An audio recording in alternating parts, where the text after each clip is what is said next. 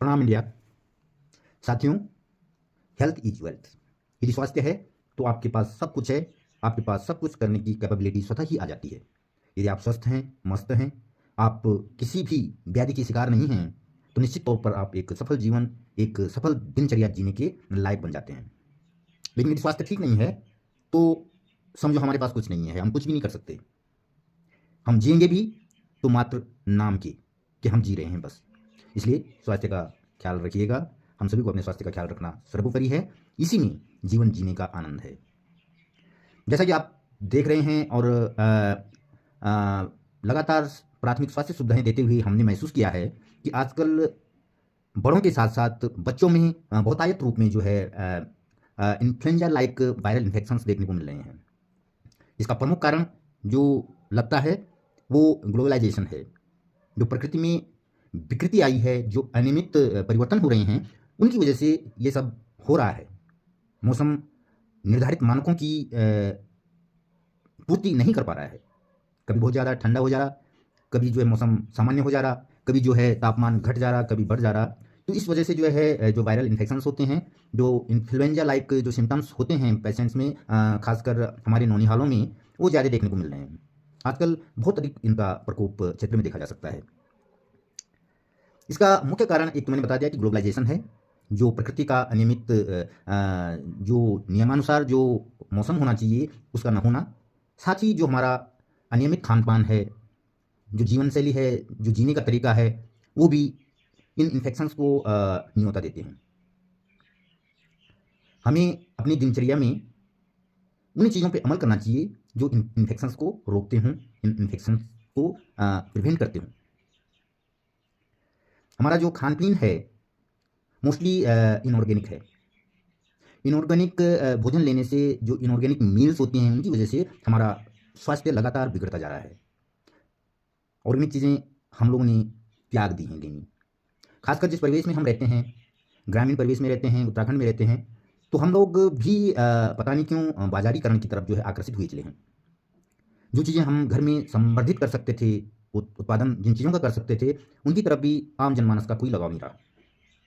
खासकर फल, फूल, सब्जी और कुछ हद तक जो स्पाइसेस की वैराइटीज़ हैं, या प्याज, अदरक, लहसुन, धनिया, इन चीज़ों का उत्पादन हम बखूबी अपने घरों में कर सकते थे, अपने खेतों में कर सकते थे। लेकिन मॉडर्न होने की वजह से, भौतिकवाद होने की वजह से, विलासिता की तरफ जाने की वजह से हम इन चीज़ों को करने में पता नहीं क्यों या तो शर्म महसूस करते हैं, या हमारे अंदर जिज्ञासा ही नहीं है कि हम इन चीज़ों का प्रोडक्शन कर सकें अपने स्वास्थ्य की बेहतरी के लिए और अपनी आर्थिकी को बढ़ाने के लिए।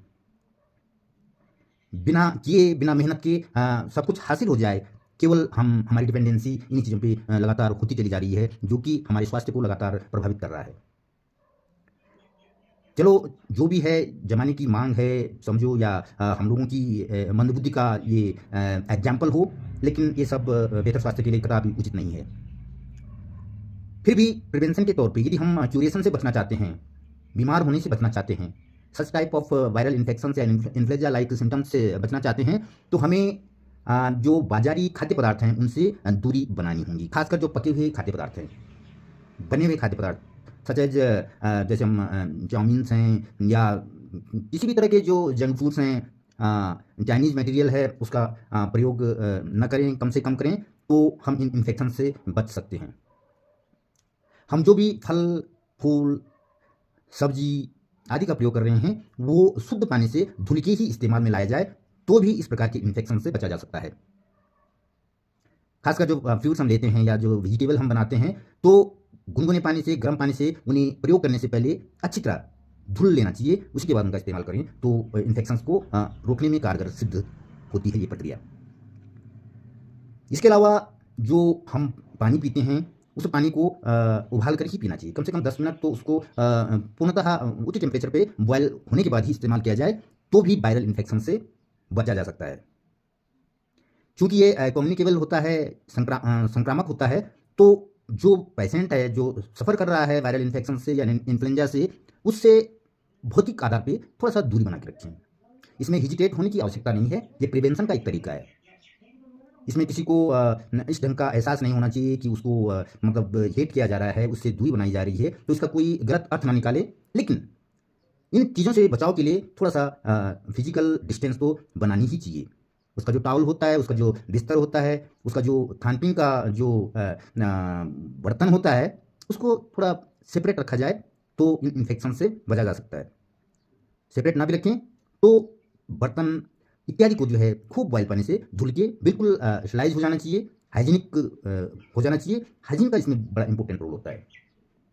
साथ ही जो मौसम के बदलाव हैं, उनमें भी हमें अपने आप को उस अनुसार ढालना होगा। हवा में ना घूमें, बारिश में ना रहें और जहाँ तक संभव हो बॉडी का टेम्परेचर हो या एनवायरमेंटल जहाँ पे हम निवास कर रहे हैं, जहाँ पे हम रह रहे हों, उस स्थान का टेम्परेचर थोड़ा सा मेंटेन में रहे तो इन इन्फेक्शन से बचा जा सकता है। क्योंकि ये वायरल इन्फेक्शंस हैं, इसमें दवा उतनी कारगर नहीं होती है जितना सावधानी और बचाव होता है। प्रिवेंशन ही इसका इलाज है। एंटीबायोटिक का सेवन कम से कम किया जाए, एंटीबायोटिक का सेवन कम से कम किया जाए और जो एंटी एलर्जिक मेडिसिन होते हैं उनका भी सेवन कम से कम किया जाए तो बेहतर रहेगा। क्योंकि ये सारी दवाइयाँ यदि हम लंबे अंतराल तक, लंबे समय तक लेते हैं तो इसका हमारी बॉडी पे साइड इफ़ेक्ट्स होते हैं, हमारी किडनी पे, हमारी लीवर पे और हमारे मन मस्तिष्क पे इसका प्रतिकूल प्रभाव पड़ता है।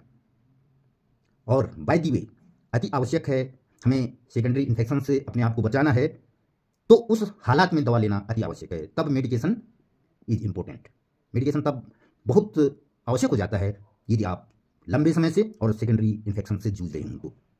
लेकिन इसके लिए जो विशेषज्ञ हैं, जो जानकारी रखने वाले चिकित्सा कर्मी हैं, चिकित्सक हैं, केवल उन्हीं से एडवाइस ली जाए, उन्हीं से मेडिकेशन लिया जाए तो ज़्यादा उचित रहेगा।